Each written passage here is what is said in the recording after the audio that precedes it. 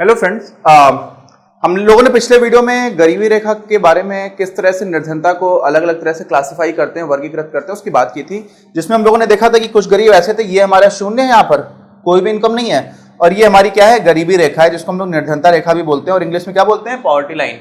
ठीक है, तो ये हमारी गरीबी रेखा हो गई। और कुछ गरीब हैं जो हमेशा ही इसके नीचे रहते हैं, ठीक, तो इनको क्या बोल देते हैं, ऑलवेज पुअर, सदैव गरीब, सदैव निर्धन, है ना। ऐसे ही कुछ लोग हैं बेचारे जो लगभग हमेशा ही गरीब रहेंगे, थोड़ी देर के लिए ऊपर आ जाते हैं, ठीक, यानी कि कभी कभी उनको गरीबी रेखा से ऊपर का जो पैसा चाहिए होता है वो मिल जाता है। ठीक है, ऐसे ही कुछ लोग होते हैं जो आते जाते रहते हैं, ठीक, कुछ लोग ऐसे होते हैं जो लगभग हमेशा ही ऊपर रहते हैं, थोड़ी देर के लिए कभी कभी आ जाते हैं, और कुछ लोग होते हैं जो कभी भी इसके नीचे नहीं आते। तो ये लोग कौन हो गए, ये वो लोग हो गए जो कभी भी गरीब नहीं है। अच्छा, ये तो मैं पहले बता चुका था, तो अभी क्यों बता रहा हूं। इसी में एक नया टर्म आ जाता था, इसको हम लोग क्या बोलते हैं, इसको हम लोग बोलते हैं सदैव निर्धन, ठीक, और इसको हम लोग क्या बोलते हैं, सामान्यतः निर्धन। सामान्यतः मतलब क्यों, कि लगभग हमेशा गरीब है। ठीक है, अभी क्या हुआ, इन दोनों कैटेगरीज को जब मिला दो आप, इन दोनों को एक साथ, तो इनको हम लोग इंग्लिश में बोलते हैं क्रॉनिक पुअर। क्या बोलते हैं, क्रॉनिक। क्रॉनिक समझते हैं, क्रॉनिक कोई बहुत ही ज्यादा जटिल या ऐसी समस्या हो जाती है जो काफी गंभीर हो तब भी क्रॉनिक बोलते हैं। इसको हिंदी में चिरकालीन भी बोलते हैं। तो ये चिरकालीन गरीब हो गए। कैसे हो गए, चिरकालीन, यानी कि लगभग हमेशा ही गरीब रहते हैं। ये दोनों कैटेगरीज, एक को नहीं, दोनों को मिला करके।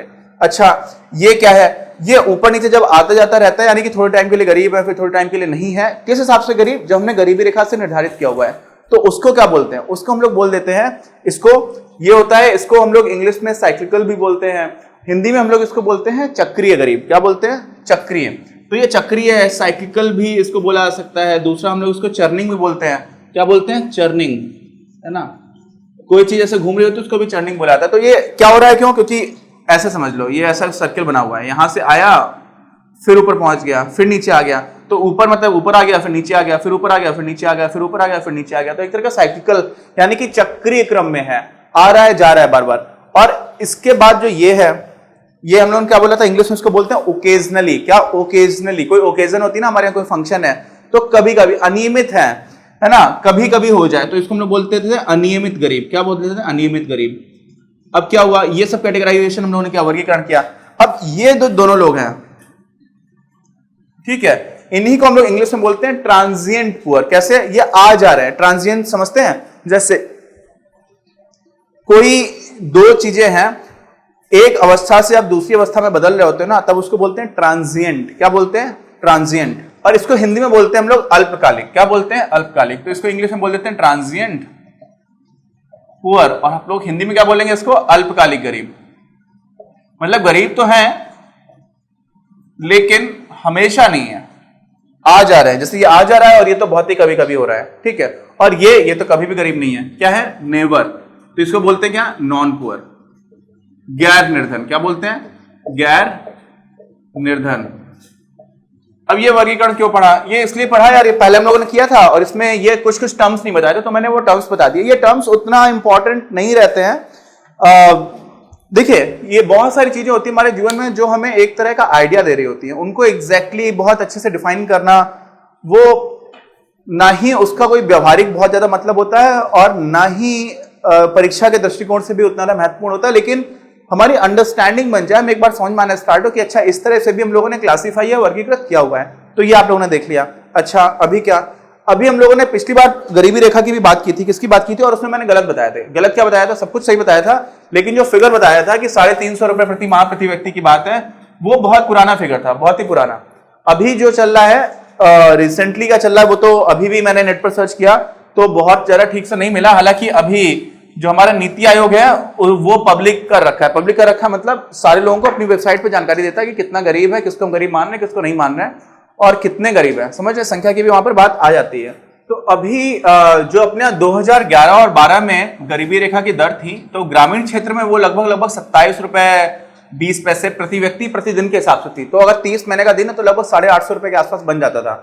यानी कि 850 रुपए कोई इंसान पूरे महीने भर में कमा रहा है उससे ज्यादा और किसी गांव में या ग्रामीण क्षेत्र में रह रहा है तो वो गरीब नहीं है, हम ऐसा मानने लगे थे। कब? 2011-12 की बात है। और अगर शहर में रह रहा है तो 33 रुपए 30 पैसे के हिसाब से हम लोगों ने लगभग माना हुआ था, लगभग उस हिसाब से 1000 रुपए बन जाता था महीने भर में।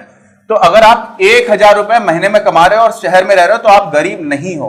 अब बात है कि जो हमें इस तरह की बातें सुनाई पड़ती थी ना, तो 1000 रुपए कितना छोटा अमाउंट है। कोई इंसान रह रहा है और 1000 रुपए महीने भर में कमा रहा है, 1000 से ज्यादा, तो वो गरीब नहीं है।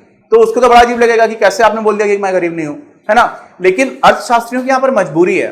मजबूरी ये है कि हमें कुछ ना कुछ तो पैरामीटर लेकर के चलना पड़ेगा। और आपको ये जानकर के बड़ा दुख होगा कि इस आधार पर भी हमारे देश में लगभग 30 करोड़ लोग ऐसे पड़ जाते हैं जो गरीब है। फिर इसी को हम लोगों ने 2015-16 में रिवाइज किया, है ना। अच्छा, कई लोग ये सोचते हैं कि आज आप 2015-16 लिखते हो, 11-12 लिखते हो, तो 2011 क्यों नहीं लिखते हो, है ना। तो अपने यहाँ क्या है, अपने यहाँ वित्तीय वर्ष होता है। क्या होता है? वित्तीय वर्ष। आप सारे लोग अर्थशास्त्र के विद्यार्थी हो तो आपको समझ में आना चाहिए। वित्तीय वर्ष जो है ना, उसकी स्टार्टिंग कब होती है? उसकी स्टार्टिंग होती है 1 अप्रैल को, और 1 अप्रैल से लेकर के वो 31 मार्च तक चलता है। अब मान लीजिए कि 1 अप्रैल 2020 से हमारे इस साल का वित्तीय वर्ष चालू हुआ, तो वो वित्तीय वर्ष अब 2021 में 31 मार्च तक चलेगा, तो 2020 और 21 बोला जाएगा। इसलिए हम लोग जब भी इस तरह की अर्थशास्त्र में कोई बात लिखते हैं तो 2 साल का हो जाता है, मतलब दोनों साल को मिलाकर के लिखना होता है। इसमें भी एक प्रयास किया गया था। इस बार जो हमारे 2014 में नरेंद्र मोदी सरकार पहली बार बनी थी, तो उन्होंने कई चीजों को बदलने की कोशिश की। जैसे बजट को पहले कर दिया था, रेलवे बजट को मर्ज कर दिया। ऐसे ये भी बात हो रही थी कि जो वित्तीय वर्ष है हम वो पूरा 1 जनवरी से ही 31 दिसंबर तक चलाना स्टार्ट करें, जैसा कि अमेरिका में होता है, यूएसए में होता है। हालांकि अभी तक हमारे यहाँ पर वही चल रहा है जो पुराना सिस्टम चल रहा था। अच्छा, तो 2015-16 में यही जो संख्या थी उसको बढ़ा करके 32 रुपए कर दिया गया था। कहां पर? ग्रामीण क्षेत्र में। और 47 कर दिया गया था कहां पर? शहरी क्षेत्र में। अब 47 के हिसाब से आप देखोगे तो कितना हो जाएगा? 47 रुपए अगर प्रति व्यक्ति है तो महीने भर में लगभग आपका 1350 रुपए बन जाएगा। यानी कि 1350 रुपए कोई इंसान शहर में कमा रहा है उससे ज्यादा, तो वो गरीब नहीं है। ये 2015 की बात थी। तो अभी थोड़ा फिगर और ऊपर अपडेट हो जाएगा, लेकिन मैंने अभी भी देखा तो करीब $17 के आसपास है, $17। और डॉलर की कीमत अगर आप 75 रुपए भी मान लो तो कितना हो जाएगा? 17 अपना 85, ऐसे लगी 8, 17 17 119 और 8 1275। यानी कि ये तो 2015 वाला जो लेवल है उसी के आसपास आ रहा है।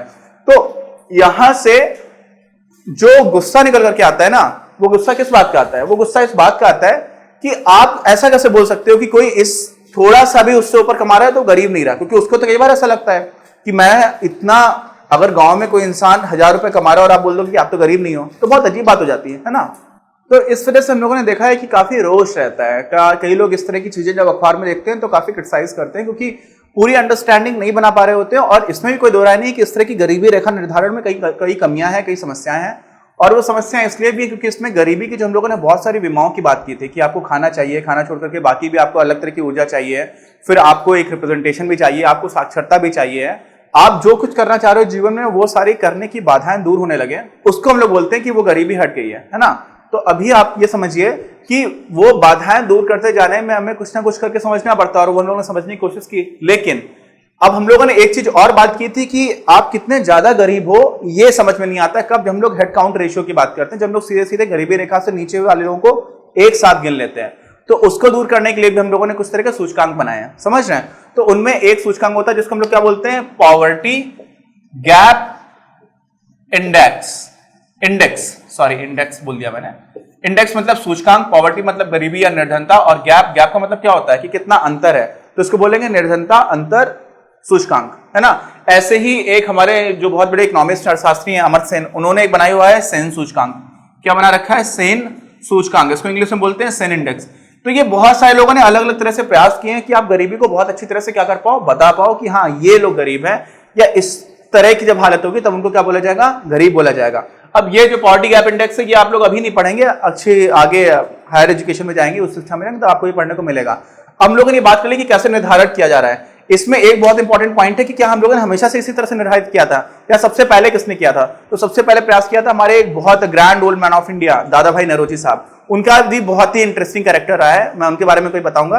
तो अभी उसी को समझते हैं कि दादा भाई नौरोजी ने कैसे गरीबी को निर्धारण करने की कोशिश की थी। तो ये हमारा क्या हो गया है? निर्धनता अंतराल सूचकांक, पॉवर्टी गैप इंडेक्स, इसको हम लोग आगे पढ़ेंगे। लेकिन हम लोग वापस की बात करेंगे दादा भाई नौरोजी साहब की। बहुत इंटरेस्टिंग आदमी थे। भारत के स्वाधीनता की बात अंग्रेजों के देश में जाकर के की, वहां से लेबर पार्टी से इलेक्शन लड़ा और मेंबर ऑफ पार्लियामेंट हो गए। कहां के? ब्रिटेन के। मतलब एक भारतीय जब देश हमारा गुलाम है उस समय, और वो भी बहुत पहले 1870s 1880s की बात है, 1880 बहुत पहले की बात, तो उस समय पर भी वहां पर चले गए इंग्लैंड में और वहां पे जाकर के चुनाव लड़कर के जीत गए और वहां की पार्लियामेंट में उन्हीं के देश द्वारा भारत को गुलाम बनाए जाने का विरोध करते थे और ऐसे वैसे नहीं करते थे। उस समय के हिसाब से बहुत ही ज्यादा तार्किक शैली उनकी बहुत अच्छी थी और इकोनॉमिक्स के लॉजिक लेकर के आते थे, अर्थशास्त्र वाले एंगल से बताते थे कि आप किस तरह से चोरी कर रहे हो। तो वो जो हमारे यहाँ होती थी ना, वेल्थ का ड्रेन हो गया, जो हमारे यहाँ से कैसे संपदा को लूट करके अंग्रेज ले जा रहे थे, उसकी भी बात की थी हम लोगों ने पहले चैप्टर में थोड़ा बात की थी। ऐसे ही इन्होंने इकोनॉमिक्स में एक दूसरी चीज भी करने की कोशिश की और कि गरीबी रेखा का निर्धारण कैसे हो। तो गरीबी रेखा के निर्धारण के लिए उन्होंने बोला कि यार जेल में बहुत सारे लोगों को रखा जाता है। क्या किया था? जेल में रखा जाता है। तो जेल जब किसी इंसान को कैदी बना करके रखती है तो उसके कुछ खर्चे तो होते ही हैं, उसको खाना देना पड़ेगा। तो इन्होंने मान लिया कि जिसको जेल में रहने वाले इंसान को खाना मिल रहा है, अगर उतना मिल जा रहा है तो आप लगभग गरीबी की रेखा पर हो। उतना भी नहीं मिल पा रहा है तो आप गरीबी रेखा से नीचे के स्तर पर आ गया। तो इन्होंने उसको बोला था jail cost of living, jail में जीवन निर्वाह की लागत। समझ रहे हैं आप? तो इन्होंने बोला कि जेल में मान लीजिए जो भी लागत है, अब जेल में एक इंसान को जितना खाना पीना दिया जा रहा है तो उस समय की बाजार में जो भी कीमतें चलती थी उस हिसाब से उन्होंने कीमत निकाल ली और उस कीमत को उन्होंने क्या बोला? उस कीमत को उन्होंने बोला कि ये क्या हो गई? ये जेल में जीवन निर्वाह की लागत है। किसकी लागत है? जीवन निर्वाह की लागत है। किसमें? जेल में। ठीक है, जेल में निर्वाह की लागत। अच्छा, तो आप ये सोचेंगे अच्छा इन्होंने तो बहुत अच्छा गेम खेल लिया। इन्होंने तो बोला सीधे सीधे कि जो इंसान जेल में जीवन जीने की जितनी लागत आ रही है उतनी लागत अगर है मतलब उससे भी आप कम कमा पा रहे हो तो आप गरीब हो, उससे ज्यादा कमा ले रहे हो तो आप गरीब नहीं हो, है ना। लेकिन उन्होंने बोला ये इतना सिंपल नहीं है। क्यों नहीं है? इन्होंने बोला कि देखो जेल में तो जितने लोग भी रह रहे हैं वो सारे एडल्ट्स हैं, वयस्क हैं, 18 साल से बड़े हैं, है ना। उस समय पर वयस्कता की परिभाषा हो सकती है अलग हो, क्योंकि अपने देश में पहले 21 साल से ऊपर का माना जाता था, फिर 18 साल बाद में हो गई थी। चुनाव का जो अपना राइट टू वोट आता है ना 18 साल से बड़ी उम्र का, वो भी पहले 21 साल से बड़े लोगों को मिलता था। तो ये एक परिवर्तन भी आया था। ऐसे ही वयस्क है कि नहीं है इसकी परिभाषा भी बदल जाती है। आप सोचेंगे कैसा अजीब चीज है ना, क्योंकि ये सारे हम ही लोग डिफाइन कर रहे हैं। अब हो सकता है कि 18 साल से कोई थोड़ी कम आयु का इंसान है, वो दिमागी रूप से ज्यादा मैच्योर हो चुका है, ज्यादा समझदार हो चुका है, और कोई 20 साल का इंसान है वो कम समझदार है, लेकिन सरकार बोलेगी नहीं 20 साल वाला वयस्क है और 17 साल वाला वयस्क नहीं है।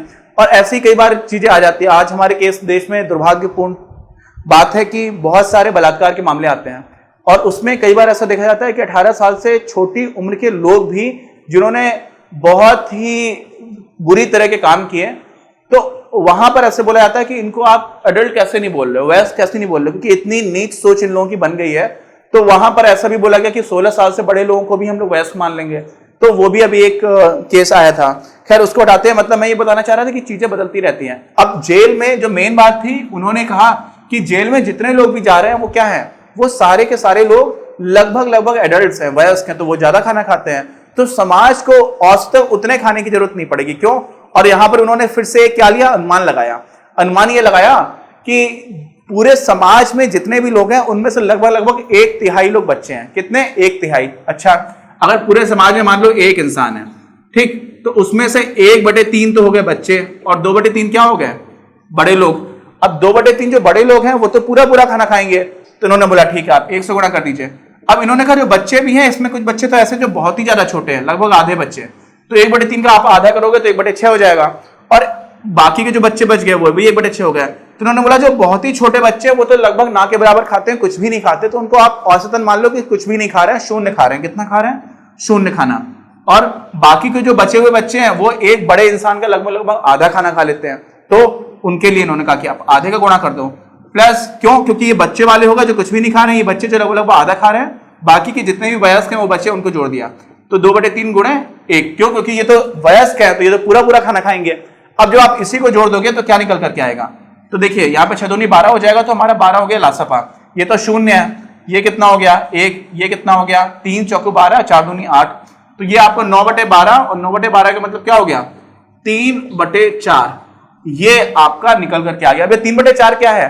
प्रति व्यक्ति ऑन एन एवरेज, औसतन अगर जेल में जितना खर्चा हो रहा है उसका 3/4, कितना? 3/4, 3/4, उसका 3/4 से कम अगर आप कमा रहे हो तब आप गरीब हो, और 3/4 से ज्यादा कमा रहे हो तो आप क्या हो? तो आप क्या हो? उस केस में आपको बोला जाएगा कि आप गरीब नहीं हो। अच्छा, अब इसमें बहुत सारी कमियां थी।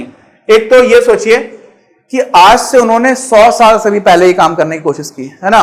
बहुत उस टाइम पर कोई डेटा नहीं होता था, कोई इस तरह से सोच नहीं रहा था, तो उन्होंने जिस तरह से सोचा वो बहुत आगे की सोच थी।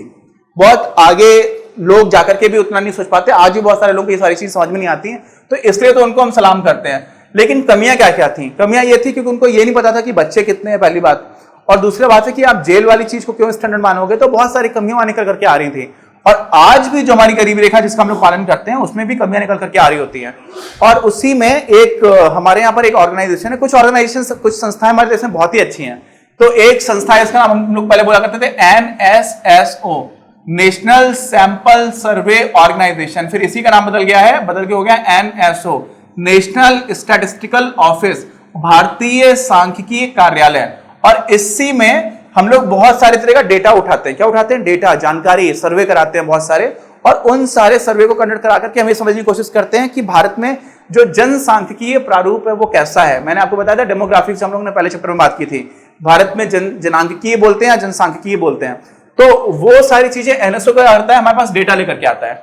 और उस डेटा से लोगों की कितनी उम्र है, कितना खाना मिल रहा है, ऑन एन एवरेज कितना खर्च कर रहे हैं। तो ऐसे ही क्या होता है, एक मासिक खर्चा होता है। क्या खर्चा होता है? मासिक। तो ऑन एन एवरेज का मतलब क्या होता है? औसतन सारे लोग में कोई कम कर रहा है, कोई ज्यादा कर रहा है।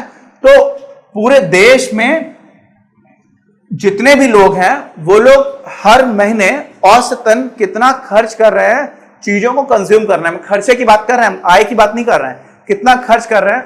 वहां से सरकार आइडिया लगाती है, अंदाज लगाती है कि इस समय पर एक्सपेंडिचर लेवल क्या है, और वहां से गरीबी रेखा के निर्धारण को भी हम लोग मदद देते हैं, है ना। तो उसको क्या बोलते हैं? Monthly per capita monthly expenditure जो एवरेज है, यानी कि औसतन प्रति व्यक्ति मासिक खर्चा, वो हम लोग कैलकुलेट करके निकाल करके उसका भी यूज किसमें करते हैं? गरीबी रेखा के निर्धारण में। अच्छा, तो अब आप ये बताइए, आपको ये समझ में आ गया कि गरीबी रेखा को हम लोगों ने किस किस तरह से बढ़ाने की कोशिश की, जिसमें बहुत सारी कमियां हैं, कोई दो राय नहीं है। लेकिन वो कमियां दूर करने का कोई अच्छा तरीका क्या हो, तो सेन इंडेक्स हम लोगों ने बात की थी, अमर्त्य सेन साहब ने बनाई। ऐसे ही और कोई ऐसा तरीका हो, देखिए आप सोचेंगे कि नहीं हम सारी चीजों क्यों नहीं इंक्लूड कर दे रहे हैं, कि आपको शिक्षा भी मिली, ये भी नहीं मिला, तो बहुत जटिल हो जाती है वो सूचकांक, बहुत जटिल हो जाता है, बहुत कठिन हो जाता है। फिर उसमें हर तरह की चीजों के लिए आपको डेटा लेकर के आना है, हर इंसान से पूछना पड़ेगा, तो वो डेटा कलेक्ट करना बहुत कठिन हो जाता है। आप समझ रहे हैं ना। इसलिए जो सूचकांक होते हैं वो बहुत ही आसान बनाए जाते हैं। जैसे कि सकल घरेलू उत्पाद है, वो भी बहुत ही आसान एक सूचकांक है जो आपके देश की अर्थव्यवस्था का पिक्चर दे रहा होता है। लेकिन जरूरी नहीं है कि वो बहुत ही अच्छा हो। अच्छा का मतलब वो वास्तव में, जैसे जीडीपी में, मैं आपको उदाहरण दूं ना, जीडीपी की कमी बताता हूं, बहुत सारी कमियां जीडीपी में भी। जीडीपी जो एक सूचकांक, एक मेजरमेंट की तरह बहुत कमियां हैं। जैसे हमारे देश में और अमेरिका में, अमेरिका की जीडीपी ज्यादा है, हमारी कम है, ठीक। अब जीडीपी उस चीज को बोला जाता है, मैंने आपको बताया कि अर्थशास्त्र में श्रम का मतलब होता है कि जब आप किसी चीज को बेच रहे हो, मेरे घर में मेरी माँ रोटी बना रही है तो वो श्रम नहीं कर रही है ना, वो तो नाराज हो जाएंगे, मारने लगेंगे मुझे कि तुम पागल हो गए हो क्या, मतलब मैं दिन भर इतनी मेहनत कर रही हूँ और वो मेहनत नहीं है ना। लेकिन अर्थशास्त्र में तो उसको मेहनत मानते नहीं है। तो ऐसे सोचिए, एक समाज है भारत और एक समाज है अमेरिका। भारत में, भारत के जो माँ बाप हैं वो अपने बच्चों को अपने घर में रखते हैं, छोटे से बच्चे। आप कहेंगे ये तो कौन सी बात है, अमेरिका में भी रखते हैं। लेकिन अमेरिका में मान लीजिए दोनों माँ और बाप बच्चे के दोनों ही नौकरी कर रहे हैं, तो बच्चा थोड़ा ही बड़ा होता है तो उसको क्या करते थे, क्रश में छोड़ के चले जाते हैं। क्रश क्या होता है? CRECHE, ठीक है। तो क्रशे नहीं बोलते, उसको क्रश बोलते हैं। तो ये शायद फ्रेंच वर्ड है, फ्रांस से आया था। इसमें क्या होता है कि छोटे छोटे बच्चों को रखने के लिए कुछ लोग होते हैं जो लोग अपने घर में रखते हैं, फिर उनको खिलाते पिलाते रहते हैं, और जब दोनों पेरेंट्स ऑफिस से आ जाते हैं तो बच्चों की फिर से देखभाल करने लग जाते हैं। तो बच्चों की उतनी अच्छी देखभाल वहां पर हो पाए बहुत मुश्किल है जितनी अच्छी भारत में माँ बाप दे पा रहे हैं। क्यों? क्योंकि यहां पर आपके पास परिवार है जो आपको लगातार देख रहा है, और वहां पर तो ऐसा हो नहीं पा रहा। लेकिन जो क्रश चलाते हैं वो पैसे लेते हैं, तो वहां पर एक ऐसा काम करने से जो वास्तव में शायद उतना अच्छा नहीं है, लेकिन क्योंकि पैसे किसी को दिए जा रहे हैं तो वहां की जीडीपी बढ़ जा रही है। ऐसे ही हमारे देश में जो बुजुर्ग लोग हैं, उन लोगों का अमेरिका में जो सिस्टम है उसमें क्या होता है कि बुजुर्ग लोग जब बच्चे थोड़े बड़े होते हैं, 18-20 साल के जाते हैं, तो वो अलग रहने लग जाते हैं। तो माँ बाप अलग ही रहते हैं आमतौर पर, और जब बहुत बुढ़े होने लग जाते हैं तो वो ओल्ड एज होम्स में चले जाते हैं। कहां चले जाते हैं? जो वृद्ध लोगों के लिए घर बने होते हैं वहां चले जाते हैं, और उनमें रहने के लिए उन्हें क्या करना पड़ता है? पैसे देने होते हैं। तो वहां पर बुजुर्गों की उतनी अच्छी देखभाल नहीं हो पाती जितनी अच्छी भारत में हो सकती है आमतौर पर। क्यों? क्योंकि यहां पर बुजुर्गों को अपने बच्चों, नाती पोतों, इनके साथ खेलने को मिलता है ना, और इनको पता होता है कि हाँ इनके पास वो लोग हैं जो उनकी वास्तव में देखभाल कर रहे हैं, लेकिन उसका हम लोग पैसे तो लेते नहीं है। तो हमारी जीडीपी कम हो जाती है, उनकी जीडीपी बढ़ जाती है। आप समझ रहे हैं? जबकि वास्तव में वो जो चीज हो रही है वो हमारे यहां ज्यादा अच्छी हो रही है। सामाजिक स्तर पर, पारिवारिक स्तर पर, भावनात्मक स्तर पर वो हमारे ज्यादा अच्छा है, लेकिन जीडीपी उसको कैलकुलेट नहीं करता है। तो ये मैंने क्या बताया, ये बताया कि अर्थशास्त्र में बहुत सारे ऐसे सूचकांक हैं, बहुत सारे ऐसे मेजर्स हैं जिनमें कमियां हैं। वो कमियां क्यों हैं? क्योंकि हमें उनको आसान बना के रखना है। अगर आसान नहीं बनाएंगे तो बहुत कठिनाई हो जाएगी। तो इस वजह से काफी कमियां हैं जब हम लोग गरीबी रेखा निकाल रहे होते हैं, ठीक है। लेकिन अब क्या बात आती है? अब ये बात आती है कि ये सब तुमने निकाल लिया, गरीबी रेखा निकाल ली, तो अब आप ये बताइए कि भारत देश में कितने गरीब हैं? पहले कितने गरीब थे, अब कितने गरीब हैं? कौन से प्रदेश हैं ऐसे जहां पर ज्यादा गरीबी है? कौन कौन से भारत में ऐसे क्षेत्र हैं जहां पर ज्यादा गरीबी है? लोग गरीब हैं तो क्यों बने हुए हैं अभी तक? भारत में कौन कौन सी योजनाएं चलाई गई गरीबी उन्मूलन करने के लिए? क्योंकि सारे प्रधानमंत्री बोला करते हैं, है ना, कि हम लोगों को गरीबी हटानी, गरीबी हटानी, गरीबी हटानी है। तो उसके बाद भी इंदिरा गांधी का तो नारा ही था एक टाइम पर, गरीबी हटाओ। तो जब हमारे देश में इतने सारे प्रधानमंत्रियों ने इतनी कोशिश की, नरेंद्र मोदी साहब हमारे आज के प्रधानमंत्री, वो भी कोशिश करते हैं कि गरीबी को हमें दूर करना है। हमारे जो राष्ट्रपिता बोले जाते महात्मा गांधी, उन्होंने भी गरीबों को सबसे बड़ा अभिशाप बोला था, सबसे बड़ा हिंसा का रूप बोला था। तो इतने सारे प्रयासों के बाद आज हम लोग कहां पर पहुंचे हैं, कितने गरीब हैं, इसकी बात हम लोग करेंगे अपने अगले वीडियो में। अपनी क्लास का उद्देश्य आप सभी के लिए आप ही की भाषा में गुणवत्तापूर्ण शिक्षा उपलब्ध कराना है। कक्षा 12 तक के सभी प्रमुख विषयों पर हम वीडियोस बना रहे हैं और कुछ विषयों पर वीडियोस आपके अपने चैनल अपनी क्लास की ही अन्य प्लेलिस्ट पर अपलोड भी हो चुके हैं। ज्ञान के प्रकाश से देश को सशक्त बनाने के हमारे इस प्रयास में इस चैनल को सब्सक्राइब करके और लोगों के साथ शेयर करके अपना बहुमूल्य योगदान जरूर दें। पढ़ेगा इंडिया तो बढ़ेगा इंडिया।